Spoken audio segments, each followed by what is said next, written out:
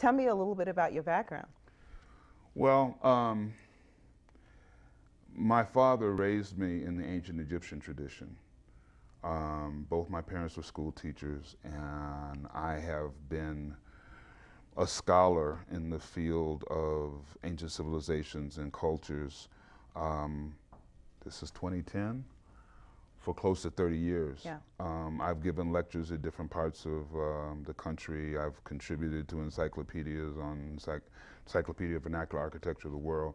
I'm an engineer by profession, but I'm also an initiate in the system of Ifa, which is the spiritual system of the Yoruba of Western Nigeria and Benin. So between that and being an engineer by profession, there's a number of areas that I have background in that I draw on to craft this story.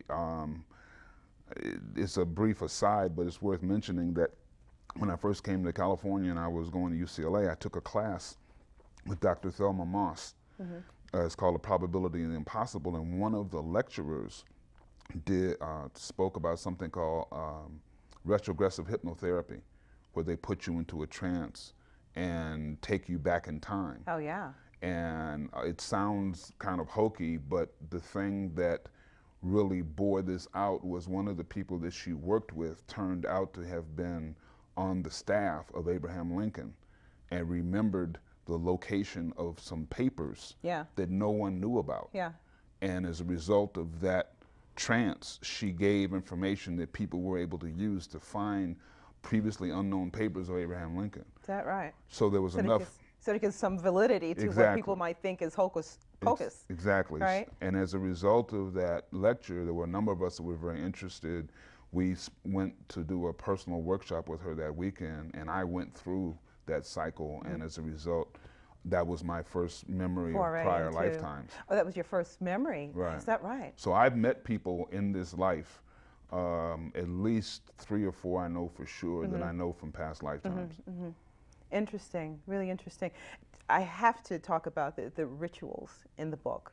Do you want to go into that a little bit? Because it just seems like whenever there is a resolution to be had, so to speak, there's the ritualistic aspect that comes into play. Is that because that's part of your background speaking, isn't it? Well, it's part of my background, but part of it also has to do, and I deal with this in my lectures, is that we all do ritual. We all live in a ritualized life, but most of it is done unconsciously. Yeah. Okay? As a matter of fact, one of the things I like to point out to people is that the biggest part of the word spiritual is ritual. Yeah. Okay? So they say, well, I don't have any altars or anything. I say, yes, you do. Look in your house, whether it's on your mantle or on your hutch. You have all these photographs of family members and babies and bronze shoes. I want to talk a little bit more about that when we come back, though. Okay. We've got to go to break. No problem. We'll be right back with Global People Link. Welcome back to Global People Link.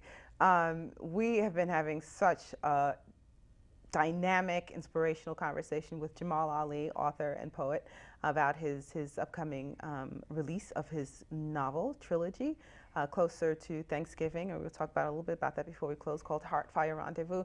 And we'll talk about the ritualistic aspect of it, and the piece that you just read was in Egypt, but you cover other areas on the continent of Africa, Nigeria. Well, a number of different places. This part of it actually takes place on the Great Flat on the way to Egypt. I see. But there, a great amount of it in Africa takes place in Nigeria, Benin, Cameroon, Niger, and then the countries going across until you get to the Great Lake, and then they move from the Great Lake north to the headwaters of the Nile. To the climax of the story takes place across the river from Abu Simbel. Okay. So you had asked about the geography, and one of the things I wanted to touch on in terms of social issues that I deal with in this work has to do with Nigeria and the practice of using children as soldiers in war. Yep. Now, I don't know of any other place on the planet where people do this. And it's not only a matter of using children in war, but these are children that are kidnapped from villages, often in other countries that aren't even involved in the war. Yeah. So it's one thing to be a child in Beirut or Palestine fighting to defend your people. Your homeland, right. But you're being given a gun and a uniform and told to kill people that have nothing to do with you or your people.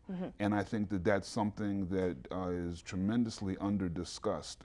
And it's one of the reasons why I make it a significant component in Of my the book. story. Yeah, Yes. it really does have to, we've got to shine the light on it a bit more than we see it on 6 o'clock news. It really is a travesty. Absolutely. So your book is coming out. I want to announce to the world that it's coming out Thanksgiving. Go to Before Thanksgiving, www.heartfirerendezvous.com for more information. It's coming out on Amazon.